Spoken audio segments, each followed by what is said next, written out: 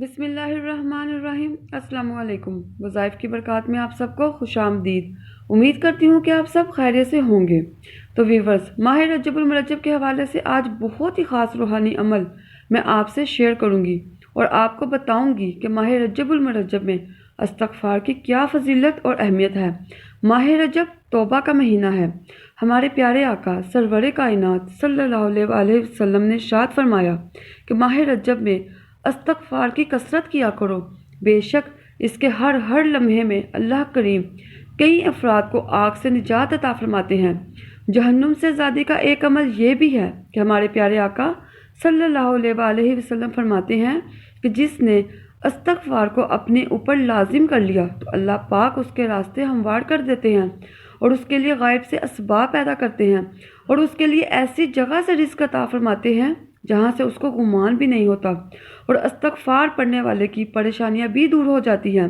تو کچھ لوگ پوچھتے ہیں کہ استغفار کیا ہے، ہمیں کون سا استغفار کرنا چاہیے؟ استغفر اللہ بھی استغفار ہے اور بہترین استغفار ہے۔ استغفر اللہ ربی من کل ذنب و اتوب الیہ بھی استغفار ہے۔ تو ویورز، جو شخص ماہ رجب میں خاص طور پر ہاتھ اٹھا کر 70 ٹائم اس طرح مغفرت کی دعا کرے کہ اللہم اغفر لی وارحمنی وتب علی، کہ اے اللہ میری مغفرت فرما، مجھ پر رحم فرما، میری توبہ قبول فرما، اس طرح دعائیں مغفرت کرنے والے کے جسم کو جہنم کی آگ چھو بھی نہ سکے گی اور وہ جہنم کی آگ سے نجات پالے گا۔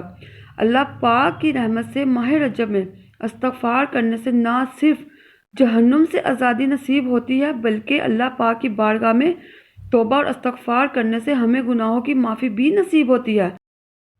تو اللہ پاک ہمیں سچی توبہ کی توفیق عطا فرمائے اور ہمیں نمازوں کی پابندی کرنے کی توفیق عطا فرمائے۔ تو ویورز، امید کرتی ہوں کہ آپ کو میری آج کی یہ ویڈیو پسند آئی ہوگی۔ تو انشاءاللہ تعالی میں اپنی نیکسٹ ویڈیو میں ایک نئے وظیفہ اور ایک نئی دعا کے ساتھ حاضر ہوں گی۔ تب تک جزاک اللہ خیرہ۔